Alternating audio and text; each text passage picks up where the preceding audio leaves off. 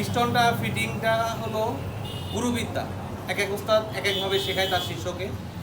তারপরেও piston ফিটিংয়ের, ring ফিটিংয়ের কিছু basic কিছু ধারণা আছে, সেটা আজকে শেয়ার করব। একটু কাছে আসো।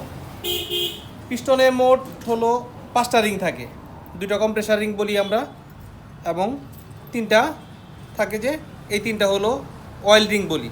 এর মধ্যে একটা হলো স্পেচার এবং 2টা হলো রেল। স্পেচারটা বেসিক্যালি এম টাইপের যেটা থাকবে সেটাতে দিতে হবে, এবং পিস্টনের মধ্যে গজল পিনের যে 2 সাইড থাকে এই 2 সাইডটা তুলনামূলক ইনটেক এবং এক্সজস্টের চেয়ে একটু হালকা থাকে। সময় অবশ্যই চেষ্টা করব ইনটেক এবং এক্সজস্ট সাইডে দেওয়ার জন্য, এবং গজল পিন সাইডে যেন আমরা রিংগুলো সেট আপ না করি। আমি দেখিয়ে দিচ্ছি কিভাবে ফিটিং করবেন।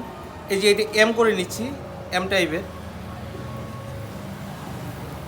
এটাকে দিয়ে দিব আমি ইনটেকে,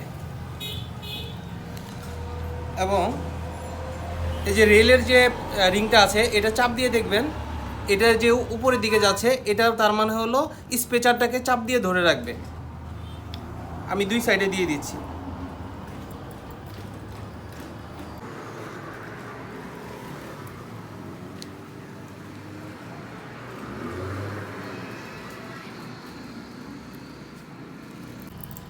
আমার অয়েল রিংটা বসানো হয়ে গেছে, এবং এটার মধ্যে 2 ধরনের রিং আছে।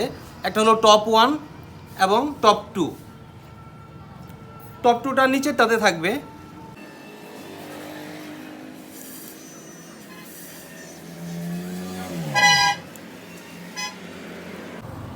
এবং এটাকে আমি এক্সজস্টে দিয়ে দিলাম, এক্সজস্টে। এবং টপ 1 যে রিংটা আছে কম্প্রেসর রিং, এটাকে আমি দিয়ে দিব ইনটেকে। এই হয়ে গেল আমার রিং পিস্টন সেটআপ।